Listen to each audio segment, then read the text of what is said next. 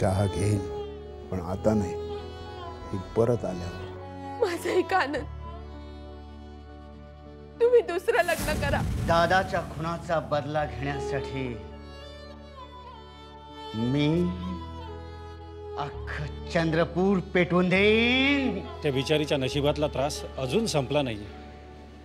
म्हणजे मला आताच कळलं की तिच्या आईला हार्ट अटॅक आलाय आणि त्यांना हॉस्पिटलमध्ये ऍडमिट केलं. काय?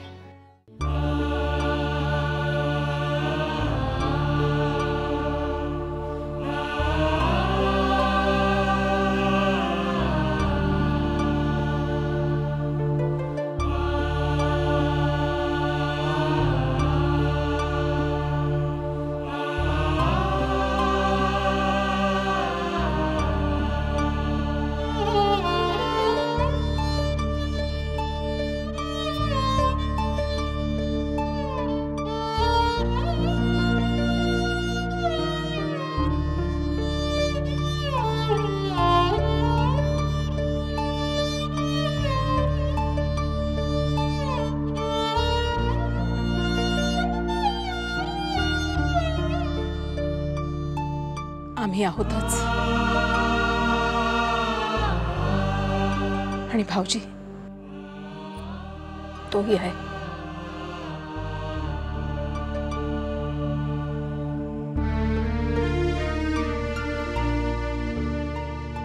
अहो, तुम्ही एवढ्या लवकर कशाला उठलात? नाही म्हणजे काल रात्री हॉस्पिटलमधून यायला तुम्हाला उशीर झाला ना, म्हणून म्हटलं मी. उमा, मी काल रात्रभर झोपलोच नाही. का हो? वहिनींची काळजी वाटते मला.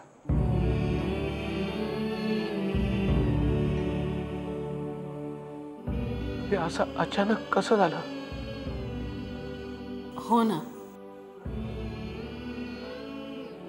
तरी बरं, रोज सकाळी उठून फिरायला जायच्या, 1 मिनिट एका जागेवर बसायच्या नाही, काहीतरी काम काढून करत बसायच्या. सावरीची सुद्धा कमाल आहे. आपण नव्हतो इथे, तिनं धावपळ केली, पैसे जमवले, वहिनीला ऍडमिट केलं, म्हणून निभावलं सगळं. कमाल आहे पोरीची. हो ना. आणि हे सगळं असं मधूनच झालं, त्यामुळे आपल्याला पण गेल्या गेल्या परत यावं लागलं.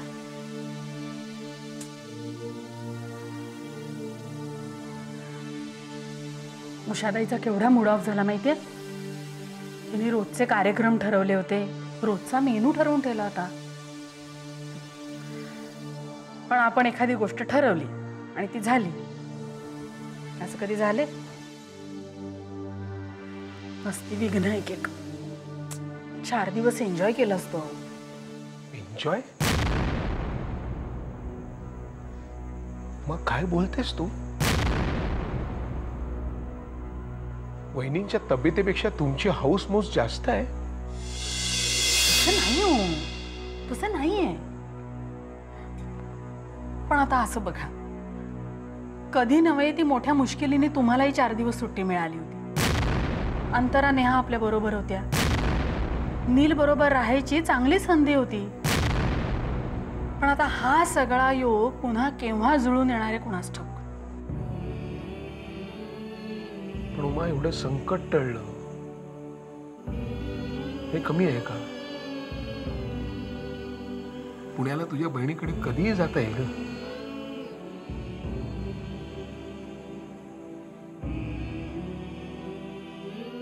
आई गेली ना माझी, तेव्हा वाटलं डोक्यावरचं छप्परच उडालं.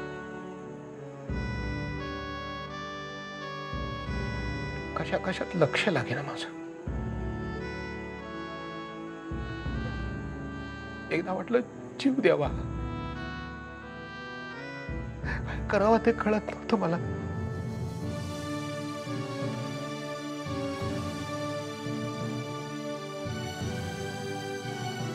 त्यावेळेला वहिनीनं हे सगळ्यात मला बाहेर काढलं.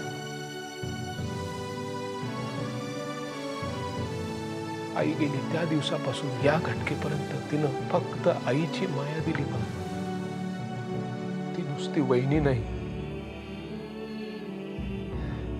माझी आई आहे दुसरी.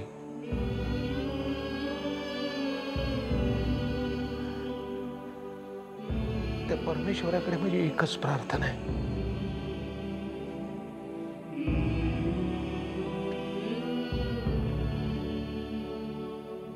परमेश्वरा माझ्या वहिनीला या सगळ्यातनं सुखरूप बाहेर पडू दे रे बाप्पा.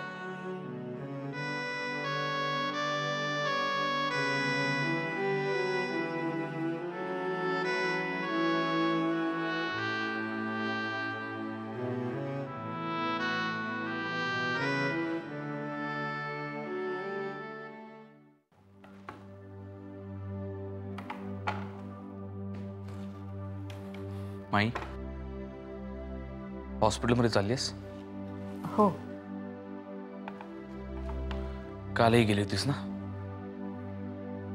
जायलाच हवं ना.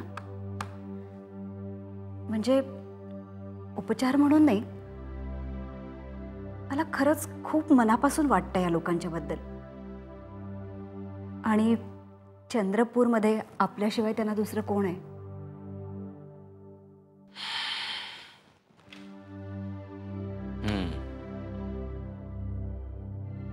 तुझी खूप स्तुती करत होते ते. तू त्यांना वेळोवेळी जी मदत केलीस ना, त्याबद्दल सांगत होते. खूप बरं वाटलं ऐकून. हर्ष, याआधी तू कुणाला इतक्या आपुलकीने मदत केल्याचं किंवा कुणाबद्दल इतकी तुला काळजी वाटल्याचं आठवत नाही मला. पण मोहित यांच्याबद्दल माणसं खूप साधी आहेत माई, प्रामाणिक आहेत. पण याआधी ही बरीच माणसं तशी. स्पष्ट बोल. काही नाही रे, सहज विचारत होते मी. तू ही येणार असशील ना हॉस्पिटलमध्ये? नाही, काही सांगता येत नाही माई. जमलं तर चक्कर टाकेन, पण तू मात्र नक्की जा. आणि त्यांनी काही पैशांचा विषय काढला तर तू काहीच बोलू नकोस. लगेच पैसे परत करण्याची त्यांची परिस्थिती नाहीये सध्या. अरे, मला कल्पना आहे त्याची. येतो. येतो?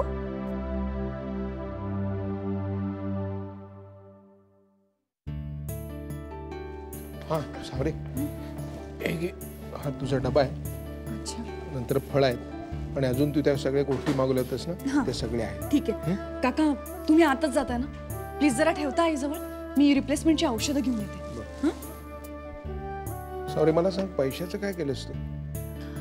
एक मिनिट. काय? नाही काका, एक मिनिट. हर्षवर्धनांच्या मैत्रिणींनी प्रियांकानी सगळी व्यवस्था केली आहे पैशाची, खरंच. नाही, ठीक आहे, तिने वेळेला पैसे दिले, चांगली गोष्ट आहे. पण तिचे पैसे तिला परत देऊन टाक. पण मी असताना ती कशाला? बरोबर आहे, पण तू पैशाची काळजी करू नकोस. मी आहे ना. औषध घेऊन ये, मी बसतो पहिले. आलेच.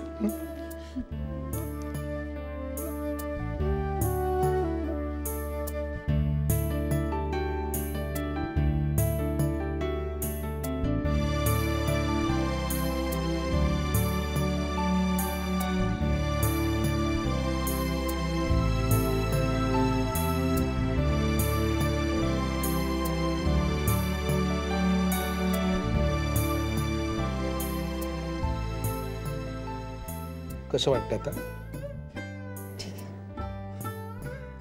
डॉक्टर म्हणाले मला लवकरच बरं वाटेल तुम्हाला. घरी सगळं बोलायचं नाही, फक्त मुकाभिनय करायचा. कारण वहिनी, तुम्ही बोलला नाहीत ना तरी तुमचे सगळे प्रश्न काय आहेत ते मला नीट माहिती आहे. तुम्हाला घराची काळजी वाटत असणार, तुम्हाला मुलींची काळजी वाटत असणार, घरामध्ये माणसं नीट जेवतात की याची काळजी असणार, दादाचं बीपी वाढेल याची चिंता असणार तुम्हाला. पण तुम्ही काळजी करू नका, कारण मी घरी आहे. 2 दिवस रजा टाकलेली आहे मी. दादाला धावपळ झेपणार नाही. सावरीला खूप दगदग करायला लागते. मुख्य म्हणजे पैशाची सगळी व्यवस्था झालेली आहे. तेव्हा तुम्ही लवकरात लवकर आता घरी यायचं. आणि महत्वाचं म्हणजे घर व्यवस्थित चाललेलं आहे. झाडांना पाणी घातलं जात आहे, माणसं वेळेवर जेवत आहेत, देवाची पूजा नीट होते, दूध नासलेलं नाही, भाज्या व्यवस्थित आहेत, घरामध्ये सगळे व्यवस्थित आहेत. इतर फक्त तुम्ही लवकर घरी या वहिनी, बस. नाही,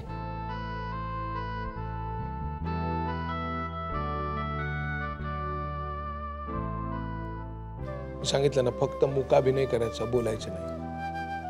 तोंड उघडायचं ते फक्त खायला, नाहीतर असं हसायला. उदापुरे फक्त इम्पॉर्टंट मीटिंग्स कन्फर्म करा. बाकीच्या मी सांगेन तेव्हाच ठरवा. मला खूप महत्त्वाची काम आहेत.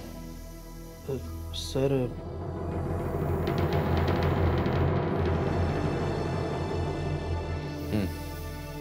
सर, नगरपालिकेकडून आपल्या काही बांधकामांना बेकायदेशीर ठरवून ते पाडण्याची नोटीस पाठवण्यात येणार आहे.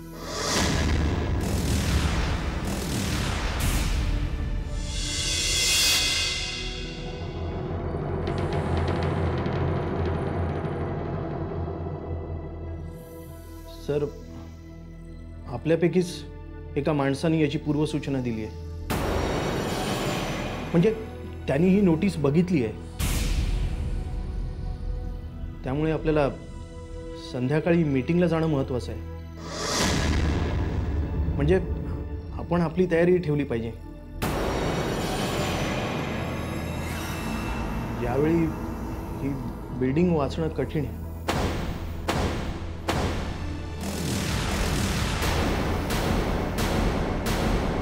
वरून आदेश आहेत.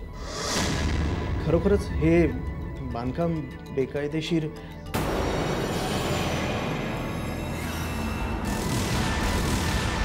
सर, फार मोठा प्रॉब्लेम होऊ शकतो. म्हणजे गेली 4 वर्ष लोक इथे राहत आहेत.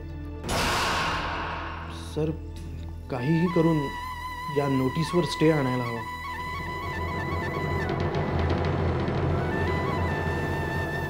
ॲडव्होकेट महाजनांना फोन लावा.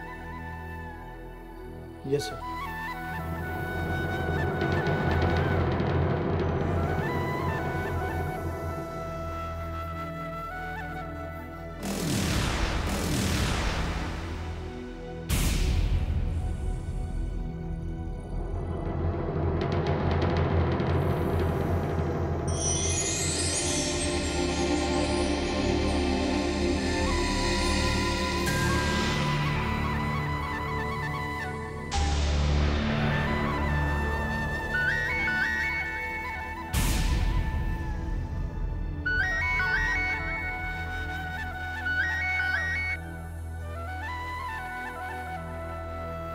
बोला पतंगराव.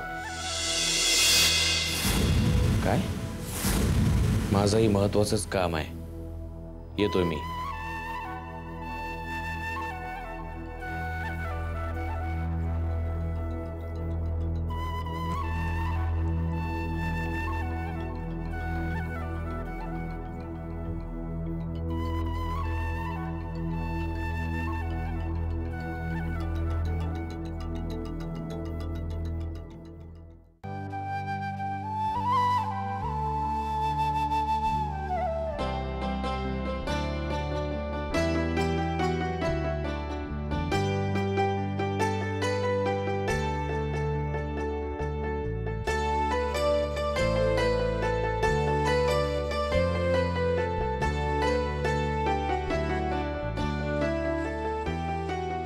असावरी, असावरी. सचिन, तुम्ही? हो, मला बाबूराव भेटले होते. त्यांनी सांगितलं की बरं कशा आहेत काकू? आई बरी आहे, आता धोका टळलाय. Thank God. असं बरी कमाल करतेस तू. एवढं सगळं घडून गेलं, तू एकटीने केलं सगळं. आणि अगं मला एक फोन करायचा ना, लगेच आलो असतो मी. नाही, सुचलं नाही. असं बरी सुखात नाही तरी दुःखात एक मित्र म्हणून मी तुझी साथ करू शकतो ना.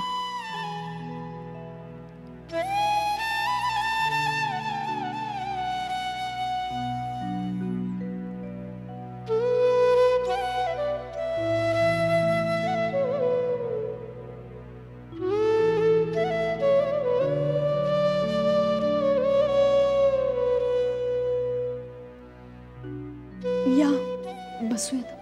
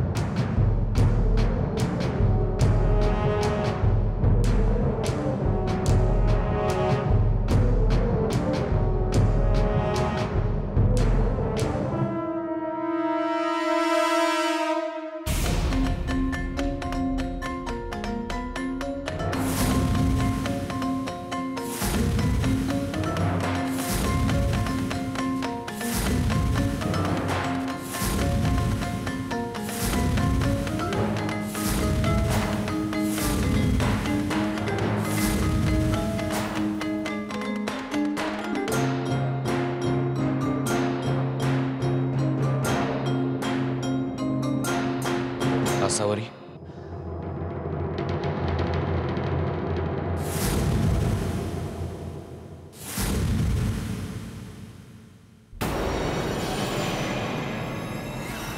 हर्षवर्धन, तुम्ही कशा आहात तुम्ही?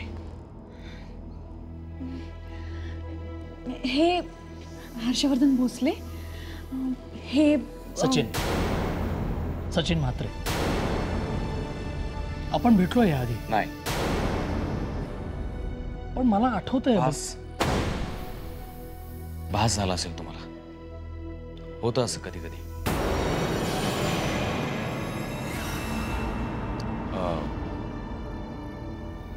विजिटिंग आज संपत आलेत. मी ओ, तुम्ही जाताय का?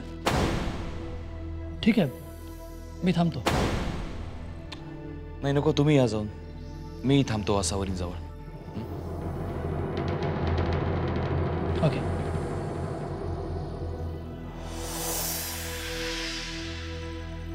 कशा आहात तुम्ही? बरी आहे. सॉरी, कामाच्या गडबडीत फोन करायला वेळच नाही मिळाला मला. हो ना, मी पण तोच विचार करत होते. फोन पण नाही. आणि पाहत होतात फोनची माझ्या? नाही, तसं नाही. म्हणजे हो.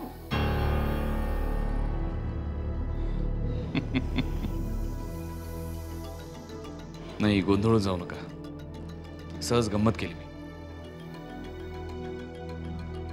तुम्ही खूप टेन्शनमध्ये आहात म्हटलं तुम्हाला थोडंसं हसवावं. हसलात की फार छान दिसता तुम्ही. अशा बसा.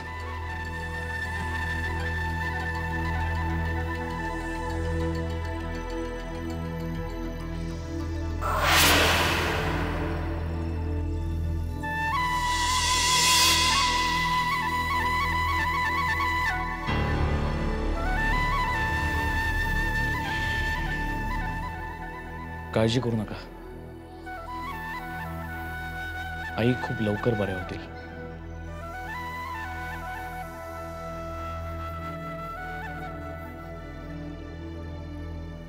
बाय द वे, हे सचिन म्हात्रे. सचिन म्हात्रे. इथे त्यांना बाबूरावांनी सांगितलं आईला बरं नाही म्हणून. आणि ते तडक इथे निघून आले. म्हणजे मलाही आश्चर्यच वाटलं त्यांना इथे बघून. म्हणजे बरंही वाटलं. खूप चांगले आहेत ते मनाने. आणि काय झालं?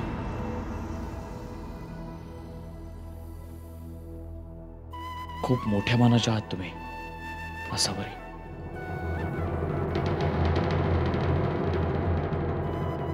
इतकं सगळं होऊन सुद्धा तुम्ही त्यांना माफ केलंत. खरंच खूप भोळे आहात. मी असं कुणाला माफ करू शकलो नसतो. कधीच.